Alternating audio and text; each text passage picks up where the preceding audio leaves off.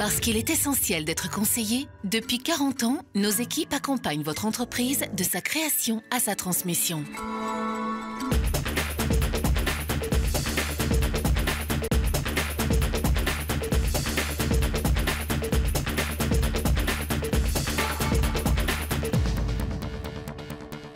Bonjour et merci d'être fidèle au rendez-vous. Groupama Rhône-Alpes-Auvergne a réalisé un bel exercice 2017 et poursuit son ancrage et son implication dans le territoire. Explication avec Francis Thomine, directeur général de Groupama Rhône-Alpes-Auvergne. Au sommaire de ce magazine également, Martinet va ouvrir son capital, Elkem désormais coté à Oslo, une convention entre la région et l'artisanat, un nouveau président pour la Banque Rhône-Alpes, une acquisition pour GL Events et puis l'info Flash Info concerne Chem1 cette semaine. Pierre Martinet, le traiteur intraitable, va fêter en fin d'année ses 50 ans d'entrepreneuriat, de 135 000 francs à l'origine à 150 millions d'euros l'an dernier et désormais 680 collaborateurs sur plusieurs sites, dont Saint-Quentin-Fallavier. Le navire amiral du groupe, Pierre Martinet, va ouvrir son capital à hauteur de 10% à un partenaire financier pour accélérer le développement à l'export notamment. Martinet se lance également dans le bio et pense à sa fille Céline pour lui succéder un jour, mais pas tout de suite, c'est certain. Ça y est, le Norvégien Elkem est coté en bourse à Oslo parmi les leaders mondiaux du silicium et des silicones. Avec le chinois Bluestar en actionnaire majoritaire, le groupe norvégien entend saisir des opportunités de croissance en disposant de nouvelles ressources en Chine. Le premier marché du groupe, fortement implanté dans la région lyonnaise, à Saint-Fond notamment, sous la marque Elkem Silicone, fait ensuite à Bluestar Silicone, Rhodia et puis bien sûr au départ Rhône-Poulenc Silicone. La région Auvergne-Rhône-Alpes apprécie les artisans et commerçants et entend les accompagner dans leur développement. Elle vient de signer une convention en ce sens avec la Chambre de métiers et d'artisanat ainsi qu'avec la Banque populaire Auvergne-Rhône-Alpes en mettant 36 millions d'euros sur la table. Précision avec Bertrand Frachon. On a signé un grand partenariat avec la Banque populaire, avec les chambres de métiers et d'artisanat. C'est des sommes très importantes qu'on a réservées exprès. La région vient de présenter un plan d'aide à l'artisanat et au commerce de proximité, comprenant notamment un nouveau dispositif de prêt à taux zéro. 36 millions d'euros qui sont sur la table pour accompagner aussi bien le projet d'une boulangerie dans le Cantal qu'un ferronnier d'art à Mézieux, qu'un projet pour un artisan ébéniste dans la plaine de l'Ain. L'objectif est de les aider, aussi bien avec de l'investissement, aussi bien avec du conseil pour se déployer sur Internet, mais aussi par exemple pour leur permettre d'accéder aux prêts. Reportage signé Bertrand Frachon avec Marine Perrier. Changement à la tête de la Banque Rhône-Alpes. Yvon Léa va partir à Paris s'occuper des grandes entreprises. À 52 ans, son successeur, Philippe Delacarte, nouveau président donc de la Banque Rhône-Alpes, auvergnat d'origine, a été patron du Crédit du Nord en Provence-Alpes-Côte d'Azur et en charge de la direction des relations entreprises du groupe Crédit du Nord, prise de fonction le 2 avril. Une acquisition pour GL Events qui s'offre Evenpro, un spécialiste des salons de l'industrie en région qui lui permet de bien compléter sa palette de salons autour de l'industrie. Après le rachat du Midest, entre autres, Evenpro pèse 9 millions d'euros de chiffre d'affaires avec une progression de plus de 50% en 2 ans et une vingtaine de collaborateurs. L'info Flash Info concerne cette semaine Chem1, le spécialiste de la production de PVC en faillite en 2012-2013, qui a parfaitement redressé la barre sous la houlette d'Alain de Krasny, son repreneur, fin 2013, si bien qu'il a achevé son plan de redressement avec 6 ans d'avance, sortant du même coup du redressement judiciaire. Et on retrouve à présent notre invité, Francis Thomine. Bonjour. Bonjour Jean-Pierre. Merci d'être avec nous aujourd'hui. Année 2017 bien remplie avec un premier congrès, un nouveau plan stratégique, un naming du stade de l'OL et pour commencer une forte croissance du chiffre d'affaires largement supérieure à celle de la profession. Absolument. On a fini l'année 2017 à 6,6% de croissance qui effectivement surperforme le marché et c'est une très bonne nouvelle et on l'a fait sur tous nos marchés évidemment. Alors quand on dit plus 6,6%, on raisonne sur l'assurance non-vie. On raisonne sur l'assurance non-vie et une partie d'épargne, entre autres nos certificats mutualistes qui ont là aussi été extrêmement performants et qui nous ont permis de développer à peu près 120 millions d'euros de collecte d'épargne pour la caisse régionale. Très belle croissance, notamment sur le marché des entreprises et des collectivités. Oui, très belle croissance sur le marché des entreprises et des collectivités, mais aussi une très forte position sur le monde agricole où nous maintenons évidemment et puis nous reprenons des parts de marché. Et puis on s'est ouvert au monde des professionnels, artisans, commerçants, producteurs de biens et de services.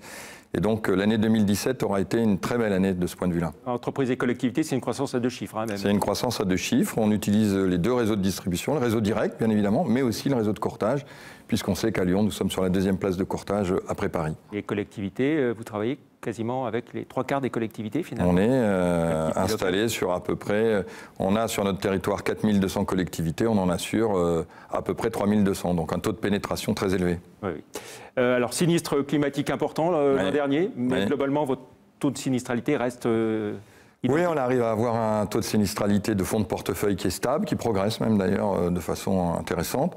Par contre, un environnement climatique qui se confirme en termes de dégradation et qui fait qu'effectivement, pour un assureur comme nous, qui sommes généralistes et qui sommes présents sur tous les marchés, eh ben, il faut l'assumer. C'est près de 71 millions d'euros de sinistres climatiques sur l'exercice 2017. Et c'est un record. On revient à l'année 99, donc au moment des grandes tempêtes. Donc ça veut dire que le climat se dérègle. Pourquoi? C'est pas le débat, mais en tout cas, c'est clair qu'il se dérègle. On a les chiffres. Et là, clairement, on fait face à ça avec les systèmes de réassurance. On fait face à ça avec les systèmes du groupe et en dehors du groupe. Déjà, on assume une grande partie du problème. Et puis, évidemment, comme tout assureur, on est réassuré. Et le réassureur fait son travail. En l'occurrence, ici, c'est le groupe qui le fait et qui nous a accompagnés tout au long de cette année 2017 dans ce genre de situation. Des bons résultats, plus de 44 millions et demi. Oui, plus de 44 millions et demi effectivement de résultats sociaux. Au-dessus de l'objectif, on avait un objectif de 42, on l'a surperformé là aussi. C'est très, très encourageant pour l'avenir et ça nous permettra effectivement de continuer l'ambition de croissance qui est la nôtre et surtout nos plans d'investissement sur l'ensemble du territoire. Et ça, c'est une très bonne nouvelle pour l'avenir. Voilà, et ces résultats, il y en a une partie importante qui remonte au niveau du groupe ? Non, nous sommes des entreprises de plein exercice, donc effectivement il y a une contribution effectivement qui est consolidée au niveau du groupe, mais effectivement tout ça reste dans les fonds propres de l'entreprise et en 5 ans nous aurons consolidé nos fonds propres de près de 250 millions d'euros, ce qui est plutôt une bonne nouvelle et augmenté notre bilan bilanciel de plus de 500 millions d'euros puisque nous sommes passés de 2 milliards à 2 milliards 500 millions d'euros. Donc, voilà. Et en fonds propres vous êtes pratiquement au milliard. Hein. Oui, en fonds propres on est un peu au-dessus du milliard et on est surtout en ratio de solvabilité 2, très au-dessus de ce que nous demande la réglementation. Donc, de ce point de vue-là, on a les reins solides, très solides. Groupama Rhône-Alpes-Auvergne, c'est combien de clients sociétaires hein, on appelle ça effectivement des sociétaires. C'est pas loin de 600 000 clients aujourd'hui, répartis sur nos 12 départements, avec effectivement une répartition de plus en plus équilibrée entre tous les marchés, marché des jeunes familles seniors, marché donc du particulier et des retraités, marché des entreprises de plus de 20 salariés, marché des collectivités, vous l'avez rappelé Jean-Pierre, et puis aussi effectivement le marché des professionnels et évidemment le marché agricole qui reste un de nos marchés leaders. Avec des tarifs qui ont évolué comment Mais au rythme du marché, c'est-à-dire dans la moyenne du marché, globalement... Autour de 2,5% C'est ça, on est autour de 2,5%. Ça peut aller de pas d'augmentation pour des bons risques ou très bons risques, à des augmentations un peu plus importantes en fonction de la fréquence et de l'intensité du risque. Voilà. De bons résultats, ça permet d'investir aussi, des investissements significatifs. Dans tous les domaines, des investissements économiques sur nos territoires, auprès des acteurs publics et privés, des investissements en termes de RH, puisque nous avons recruté plus de 150 personnes en solde positif, donc c'est très important. Des investissements aussi sur nos infrastructures, avec de très fortes rénovations de nos centres d'accueil, et puis évidemment des ouvertures d'agences. Nous avons ouvert des agences. Vous continuez d'ouvrir des agences. Et nous continuons. Nous sommes un peu à contre-courant, étonnamment. On parle beaucoup de digital, d'Internet. Et puis vos cousins banquiers, souvent, certains réduisent le nombre d'agences. À réduire la voilure. Certains, pas tous. Absolument. Nous, on a tendance à continuer à respecter nos engagements. C'est la proximité, la solidarité, mais aussi la responsabilité. Ça fait partie de nos valeurs. Et pour créer de la confiance, on considère que la confiance, elle se crée d'abord avec l'humain.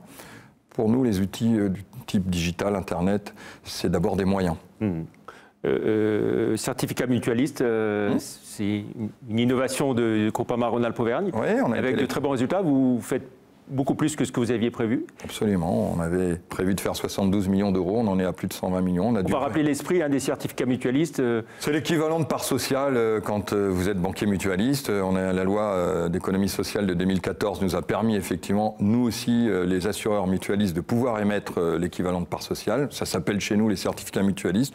On a été la première entreprise. Des actions dans une entreprise privée oui, non mutualiste. Voilà. Le modèle est assez proche. Voilà. Et en tout cas, effectivement, avec des taux de rendement quand même très compétitifs, puisqu'on est autour de 3%, même au-delà de 3% sur les 2 dernières années, ce qui, comparé par exemple à des rendements euros, est très supérieur au marché. Voilà. 2017, ça a été l'année aussi de votre premier congrès, la fin du premier plan stratégique, la préparation du deuxième, la présentation du deuxième. Absolument. On a effectivement conclu le premier projet d'entreprise et ouvert le deuxième. Le premier s'appelait Tremplin 1.0. On a appelé le deuxième de façon très classique Tremplin 2.0, avec comme objectif effectivement de développer l'axe territoire et de se positionner comme un acteur majeur de l'environnement économique, de l'environnement sociétal et demain de l'environnement défense, puisque je vous donne un scoop, nous allons très rapidement, très prochainement, lors de notre assemblée générale de la Caisse régionale de l'entreprise, le 10 avril au Groupama Stadium, signer un partenariat avec le ministère des Armées et le ministère de l'Intérieur pour que l'entreprise, en tant qu'entreprise citoyenne,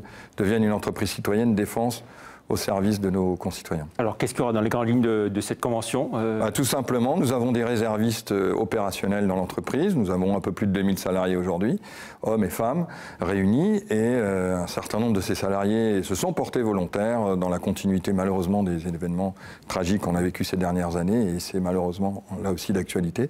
Et bien, ces réservistes seront mis à disposition de la Garde nationale, une structure qui a été créée en 2016 dans la foulée de ces attentats et qui permet de coordonner l'ensemble de cette capacité de réservistes pour les dispatcher vers les armées ou vers la gendarmerie. Voilà, et donc on a décidé de signer cette convention pour avoir une organisation structurée. Et donc on a les trois piliers, l'économie, le social et la défense. Voilà. Et puis la volonté de rester très ancré sur les territoires, et notamment les territoires ruraux et périurbains. Ruraux, périurbains, et on réfléchit quand même à l'environnement métropolitain, parce qu'on a 4 grandes métropoles sur notre territoire, Lyon, Grenoble, Saint-Étienne et Clermont-Ferrand. Et il nous semble important aussi d'être présent dans ces grandes métropoles. Alors forcément, 2017, ça a été aussi l'année du naming, hein, l'accord, l'annonce au mois de juillet dernier. 12 juillet. J'allais dire au moment du concert de Céline Dion, donc il y avait 2 événements en un, Céline Dion et Groupama et Céline. Voilà, le Groupama Céline. On ne dira pas que Céline, c'était Cerise, non? Non, c'était pas Cerise. Bon. Quel premier bilan vous faites de ce naming? Excellent. Excellent, on n'a pas fait encore... Précisément alors? Précisément, je vous donne un chiffre. Oui. L'équivalent média, pour avoir la visibilité et la notoriété que nous avons eu avec le Groupama Stadium, il aurait fallu que sur ces 9 mois, juillet, février, on ait mis 67 millions d'euros sur la table. Voilà. Je vous assure qu'on n'a pas mis 67 millions d'euros sur la table. L'Olympique Lyonnais aurait... 10 fois moins, et même plus que 10 fois moins? Bien plus que 10 fois moins, voilà. Donc 5 millions?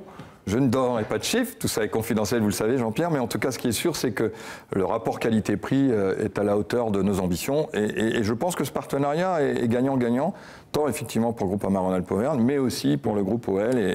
Quand vous voyez que les recettes de billetterie reculent sur le dernier semestre de l'OL, c'est...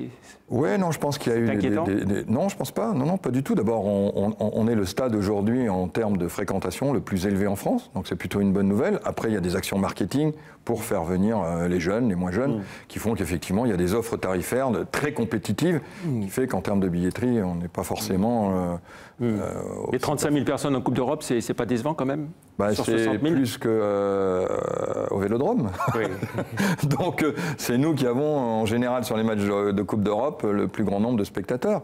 Et puis, vous parlez de l'OL, mais on pourrait, au Groupama Stadium, il y a bien d'autres choses que l'Olympique Lyonnais. Il y a bien évidemment l'Olympique Lyonnais, mais il y a aussi l'équipe de France de rugby contre les All Blacks. Nous allons avoir 2 demi-finales du Top 14, la Coupe du Monde féminine. Merci. Très grande Coupe du Monde féminine en 2019. Eh bien, on vous réinvitera pour en reparler. Merci beaucoup, Francis Thomine, d'être venu dans Lyon Décideur. Merci, au revoir. Merci.